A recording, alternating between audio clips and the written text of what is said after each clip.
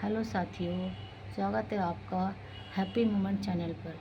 साथियों, ये जो मैं वीडियो बना रही हूँ इसका उद्देश्य किसी भी तरह से किसी को हानि पहुँचाने का नहीं है और ना ही किसी को बदनाम करने का उद्देश्य है। मैं ये वीडियो केवल और केवल आप सबको सावधान करने के लिए बना रही हूँ। साथियों, ये मैं इसलिए बना रही हूँ क्योंकि मैं इस चीज़ को काफ़ी दिन से देख और महसूस कर रही हूँ। तो इसीलिए आज मैंने सोचा कि इसका वीडियो बनाकर क्यों ना आप सबको भी सावधान किया जाए। तो साथियों देखिए, ये मेरे घर के बाहर एक रस्सी बंधी है। ये देखिए, जिस पे मैं कपड़े सुखाती हूँ। कुछ कपड़े मैं बालकनी में डाल देती हूँ और कुछ मैं सीढ़ियों के पास जो बंधी है रस्सी, इस पर सुखा दिया करती हूँ। तो साथियों, 5 अगस्त की बात है। देखिए, जो ऐसी जो टी शर्ट यहाँ सूखी है ना, ऐसे ही उस दिन भी यहाँ पर 3 टी शर्ट सूखी थी मेरी और एक चादर इधर सूखी थी। तो क्या हुआ कि एक कोरियर वाला आया और उसने मेरी बेटी को एक कोरियर दिया। मैं घर के अंदर ही फ़ोन पर बात कर रही थी। मेरी बेटी ने वो कोरियर लिया और अंदर आ गई। फिर वो कोरियर वाला कुछ देर यहाँ तक उतरा, इस सीढ़ी तक उतरा। ये देखिए, यहाँ 4 सीढ़ियाँ हैं। इस सीढ़ी से यहाँ उतर के फिर वो वापस मेरी बेटी को फ़ोन कर रहा है। तो मेरी बेटी फिर वापस बाहर आई तो उसने पूछा कि भैया क्या बात है। तो बोला कि पता नहीं, उसने कुछ पैसे के बारे में बात की। तो फिर मेरी बेटी फिर अंदर घर में चली गई पैसे लेने के लिए। कुछ खुले पैसे की बात थी। फिर वो खुले पैसे जब तक लेकर के आई, फिर वो फिर फ़ोन करने लगा। तो मेरी बेटी ने बोला कि भैया आ रही हूँ, अभी 2 मिनट रुको। इसके बाद मेरी बेटी ने आके पैसे दिए उसको और वापस घर में चली गई। और शाम को जब मैं आई बाहर निकल के और मैंने देखा तो वहाँ से इस जगह से टी शर्ट गायब थी। तो फिर मैंने सोचा कि अभी थोड़ी देर पहले 1 घंटा पहले ही मैंने पूरे 4 कपड़े गिने थे, अभी 3 ही कैसे रह गए। फिर मैंने अपनी बेटी से पूछा कि क्या तूने यहाँ से कुछ कपड़ा उठाया है। मेरी बेटी बोली नहीं, मैंने नहीं उठाया। फिर हस्बैंड से पूछा कि क्या तुमने यहाँ से कोई कपड़ा उठाया था क्या। उन्होंने भी मना कर दिया। वो बोले कि अगर मैं उठाता तो मैं सारे ही उठा के लाता, एक उठाने की क्या ज़रूरत थी मुझे। तो इस तरह से वो बात आई गई हो गई, लेकिन मेरे दिमाग में ये बात चलती रही कि मैंने तो खुद गिन कर के 4 कपड़े सुखाए थे, जिसमें 3 टी शर्ट और एक चादर थी। तो एक टी शर्ट कहाँ गायब हो गई, कैसे उड़ तो सकती नहीं, क्योंकि देखिए मैं चिमटी लगा के रखती हूँ हर कपड़े पे। और यहाँ पड़ोस में भी कोई किसी घर में आता जाता नहीं है। पड़ोसी भी आपस में अगर मिलते जुलते हैं तो बाहर ही बात कर लेते हैं और अपने अपने घरों में चले जाते हैं, कोई किसी घरों में नहीं आता। उस दिन सिर्फ वो कुरियर वाला ही मेरे घर पर आया था। फिर भी मैंने सोचा कि चलो, जब तक किसी को देखते नहीं हैं, कोई प्रूफ नहीं है, तो कैसे किसी पे कोई इल्ज़ाम लगा सकते हैं। तो फिर मैंने इस बात को वहीं छोड़ दिया।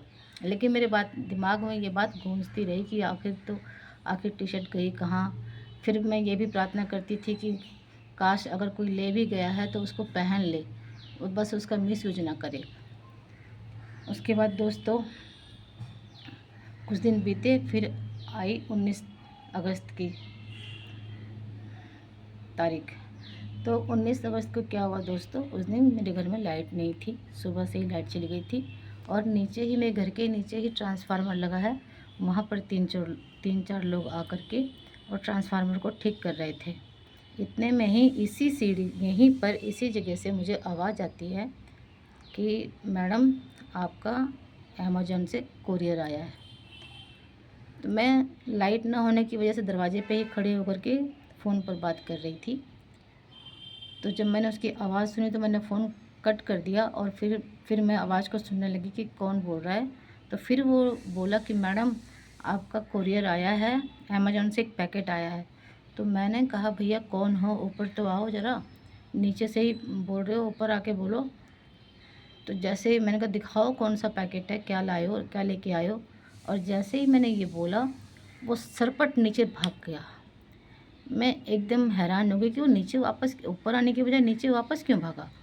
तो फिर मुझे लगा कि शायद हो सकता है कि भाई वो शायद दूसरा पैकेट उठा के ले आया हो, मेरे पैकेट को गलती से नीचे ही अपनी गाड़ी पे छोड़ दिया हो। तो फिर मैंने इंतज़ार किया 2 मिनट। जब वो नहीं आया तो फिर मैं उतर के, ये 4 सीढ़ी उतर के और आई। और फिर मैंने यहाँ से झाँक करके देखा, तो फिर मैंने देखा तो वो उधर से अपनी स्कूटी स्टार्ट करके बड़ी तेज़ी से जा रहा था। तो मैं समझ ही नहीं पाई कि आखिर हुआ क्या, क्यों वो वापस भाग गया। अगर वो उसके पास मेरा कोई पैकेट नहीं था तो वो ऊपर क्यों आया, और अगर ऊपर आया आया भी तो फिर उसने ये क्यों नहीं बोला मुझसे कि मैडम सॉरी गलती हो गई, मैं गलती से आपके पास आ गया था, आपका कोई पैकेट नहीं है। ऐसा भी तो बोल के जा सकता था, लेकिन वो बिना कुछ बोले चला गया। और फिर देखिए गाइज़, ये मेरी सीढ़ियाँ जो छत की तरफ जाती हैं। गाइज़, मेरे पैर में चोट है, इसी वजह से मैं ऊपर नहीं चढ़ पाती हूँ, तो ज़्यादातर जूते चप्पलों को मैं यहीं पर रख देती हूँ, इसी जगह पर। तो कई बार यहाँ से मेरी बेटी की चप्पलें, मेरे हस्बैंड के जूते भी गायब हुए हैं, क्योंकि ये सीढ़ी पूरी भर के रखती थी जूते चप्पलों से, तो इसलिए फिर पता ही नहीं चलता था कि क्या गायब हो गया। तभी पता लगता था जब हमको उसकी ज़रूरत पड़ती थी। तो इस तरह से कई चीज़ें हैं जो घर से धीरे धीरे गायब हो रही थी, और क्या कहते हैं, समझ ही नहीं आता था कि कौन लेके जाता है। हालांकि गेट के ऊपर सब लोगों ने मिल कर के कैमरा लगवा रखा है, लेकिन घरों में सीढ़ियों के ऊपर तो नहीं है ना। इसीलिए मैं आपसे ये कहना चाहती हूँ कि कृपया करके आप सभी सावधान रहें, और ध्यान रखें कि अगर कोई कोरियर वाले के बहाने से, कई बार क्या होता है, ये लोग अपने गाड़ी के पीछे कोई भी थैला रख लेते हैं और चले आते हैं कॉलोनियों के अंदर। देखने वाले सोचते हैं कि किसी का कोरियर आया होगा, कहीं से सामान आया होगा, तो सामान देने के लिए ये आए हुए हैं। लेकिन गाइज़, होता क्या है कि वो हकीकत में वो इस टो में रहते हैं कि कहाँ कुछ सामान मिल जाए और लेकर भाग जाएं, और फिर इस तरह से कंपनियों को बदनाम करते हैं। और इस तरह से अच्छे खासे लोग जो सही सचमुच में जो सच्चे हैं, वो भी इनके चक्कर में बदनाम हो जाते हैं। तो मेरा यही कहना है कि आप अपने सामान की निगरानी रखें और ध्यान रखें इन पर, और सावधान रहें। अगर आपको मेरा ये वीडियो पसंद आए तो शेयर कीजिए और लाइक कीजिए। थैंक यू, धन्यवाद।